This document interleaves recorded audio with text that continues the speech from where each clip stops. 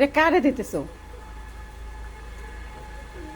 রাতুল ভাইয়ার বরকে। বউকে। রাতুল ভাই কিছু বলছে?